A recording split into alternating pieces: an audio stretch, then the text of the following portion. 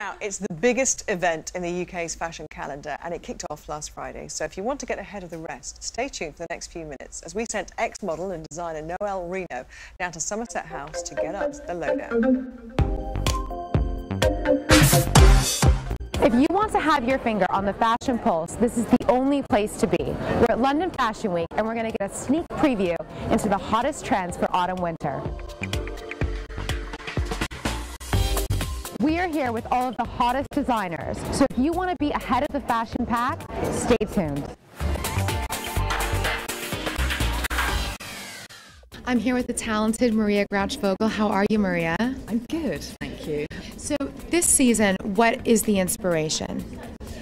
I think this season I was really kind of feeling my woman being quite loungy and loose and just feeling this sort of kind of glamour, but a decadent glamour, and something's a little bit of deco, but it's not just deco. I think what it represents to me is that air of kind of freedom and femininity that was around at that time, mixing the masculine and feminine, and the way that at that time women were starting to explore throwing off the corsets and saying, actually, I can dress in really oversized baggy trousers and shirts if I want.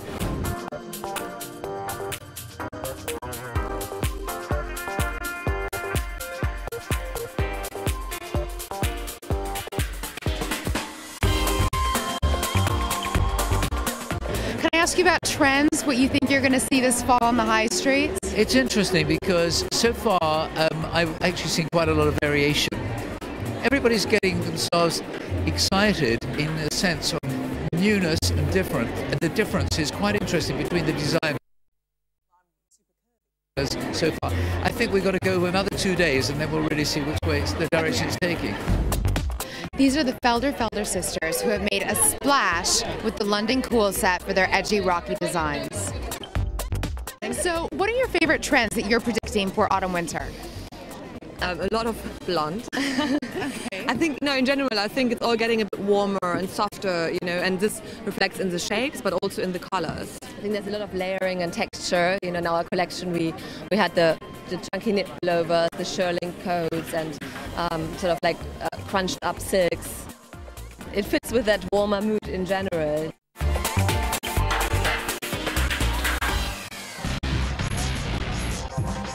I'm here with the gorgeous Lisa Snowden. How are you? Very, very good. What do you think is going to be one of the hot trends for fall? Well, print, of course.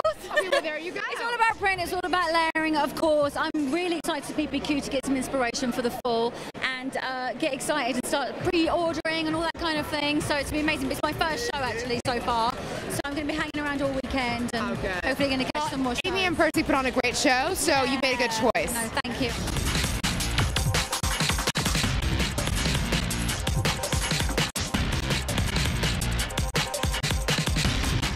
I'm here with the gorgeous Pixie Lot. How are you, Pixie? How you doing? I'm good. Okay, so what do you think are going to be the hot trends for autumn-winter? Well, I think just from seeing the PPQ show, it was amazing that the coats were so elegant. They go out and they're just, the way they're cut is very amazing. So yeah, I'm excited about that. So we've had a fabulous time here at London Fashion Week. I hope you've enjoyed your sneak peek into all of the fall trends and that you have fun working it into your wardrobe.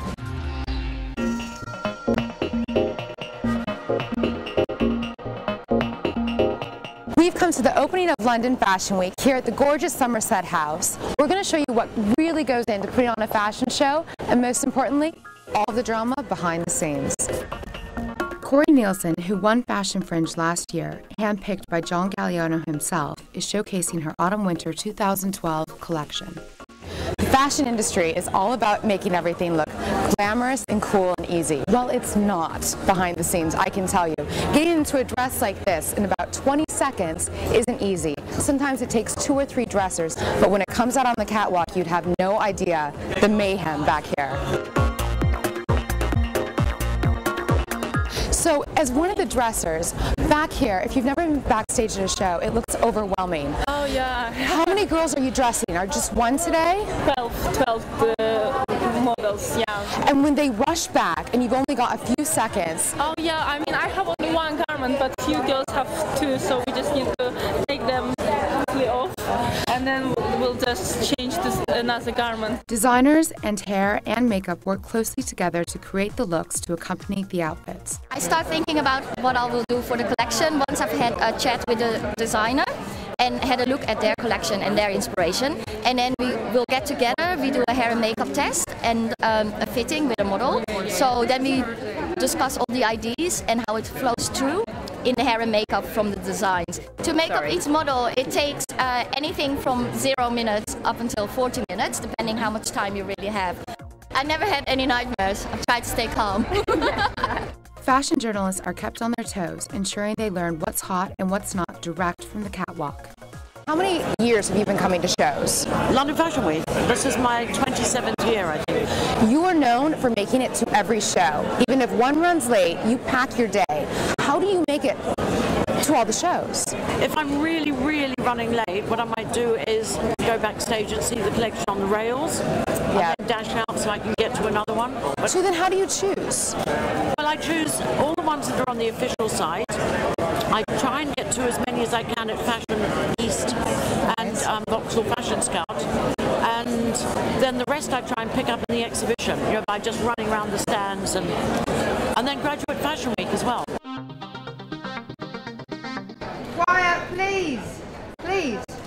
So that was Joanna, and she's the head stylist. She's the person who makes sure that everything runs exactly the way that she and Corey have been planning for months. They have every inch planned, and because it's a countdown of about 20 minutes till showtime, it's getting a little bit stressful. Aside from the glamorities and fashionistas that make London Fashion Week what it is, it wouldn't be able to all come together as smoothly as it does without the production team. How do you do the seating?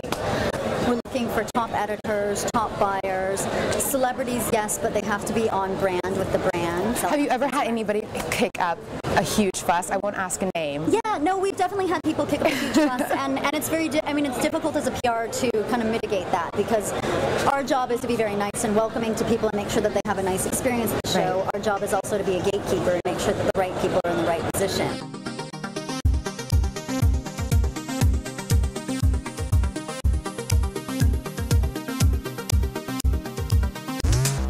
You must be exhausted. You've got a small team. I think that people would think you have a big team helping you out, but you're tiny, right? Yeah, we work night and day. I've got some great people that work closely with me, so I'm very lucky, very lucky. So as far as the backstage and the build-up, how do you deal with that stress? It's in the countdown. I think it's a bit overwhelming sometimes, because you have so many people that are doing so many different things and wanting, it's exciting in a way because they want to be a part of it, and that's great, but it does get a bit nervy. It does. Well, I hope you've enjoyed your sneak peek behind the scenes here at London Fashion Week 2012. I'm off for a well-deserved glass of bubbly at one of the mini parties, but sorry, no cameras allowed. Thank you so much. It has been really interesting looking behind the scenes and seeing the shows. There's so much energy that goes on there as well. It's a very intense energy backstage. And you have to think it's 6 months of planning that goes into a 20-minute show. So if you think about all of that, no wonder there's that energy. Yeah, and the tension that goes on there, which you rode beautifully, Noelle. So the trends coming through for you then? The trends. One of my main trends, Gabby, is print. I think print is going to be huge. We saw a lot of it. You're working well today. Well, I thought, why not be an example of? This is an example of the kind of print you're talking about then? Yeah, and what we saw is even designers who aren't known for prints did a lot of prints, and they're mixing prints in a very different sort of way. So don't be scared this fall to maybe mix a couple of prints all in one look. Whoa, yes. Well, that's Mary Katranzou. She's a Greek designer, but she's been showing here at London, I think, for 3 seasons now, so it's about 18 months. She's incredibly talented, and she's known for her prints. But there's lots of great prints on the high street you can get. Zara does great prints. Topshop's always a good one. And also with something like that, if it is going to be kind of just, a key thing for that season, you don't want to spend fortunes on something that the following year is going to look a bit passé, do you? Absolutely. I agree 100%, Gabby. I always say, put your money into your accessories, your shoes, and your handbags. And that's another main trend is leather. We're going to see a lot of leather, which I'm a leather girl, so I love. Everywhere? Leather all over? Well, of course you're going to see that London Fashion Week. You could do, but I think there's a lot of leather for men that we're going to see today, because today's Men's Day, which closes London Fashion Week. And then leather, especially black, but all different kinds of leather. The men get one day. I love it. They get one day, but actually I have good news. In June, men are getting a full week. There you go. So will you be showing your new range? No, I feel at this present moment I am back in kindergarten, sitting next to yourself, and I'm very scared about to talk about it. How did you do it? Did you collaborate with another designer? Is that kind of how it came to be? I've been in not necessarily the fashion side of things, but clothing industry for about 10 years. I've had a label called Evolution Fightwear, which we deal mostly with MMA, which is mixed martial arts. Okay. So the whole UFC thing that's kind of been up and coming.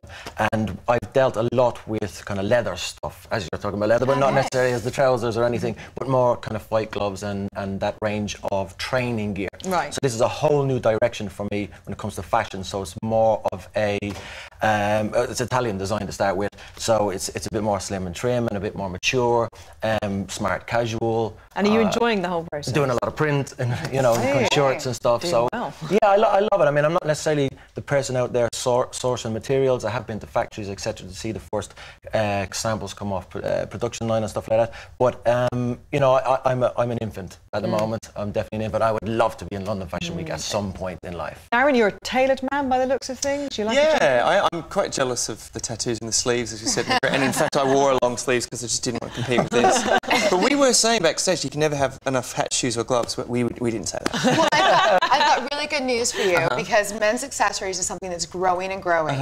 And we're supposed to see today lots of man purses. Oh yeah? Have you got a man bag? I do, you know. I do, yeah. Yeah. They're so on trend. Yeah. You guys realise honestly, because like I was just saying, it's good value. And men are now like, okay, it's good value. And someone like my boyfriend who's always carrying around his phones and his bits. It's better value to carry in a bag than to lose it all. I think, well, no, absolutely. I think man bag's important anyway, I think.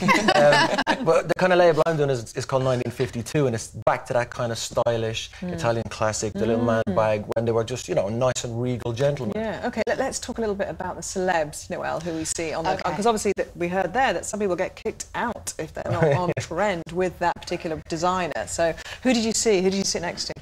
Well, at Mark Fast, I was lucky enough to sit next to Kanye West and Nicola Roberts, and I finally got to meet Nicola Roberts because she's been wearing, I have a vintage jewelry brand called Carol Tannenbaum Vintage Collection. She's been wearing it for a couple months now, so I finally got to say, hi, thank you for supporting. And other celebrities, because it looks from the outside like they kind of go to be seen as much to see the clothes, really. Yes. It's about them being on show, as opposed to, they don't kind of sit and write down what they want.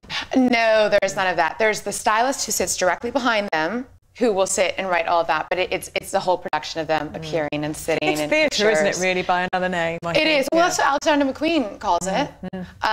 So we saw that. I got to have many nice chats with Kate Nash, the singer.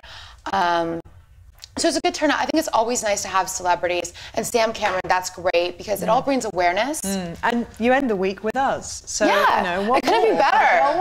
Honestly. It's been great. And you've educated all of us. You've given, obviously, Shane a little kind of... You're welcome. I want to see it in your new line. Guys, thank you so much. It's been a lovely show. Thank you for coming today. Tomorrow, X Factor winner Matt Cardle is here with his new single.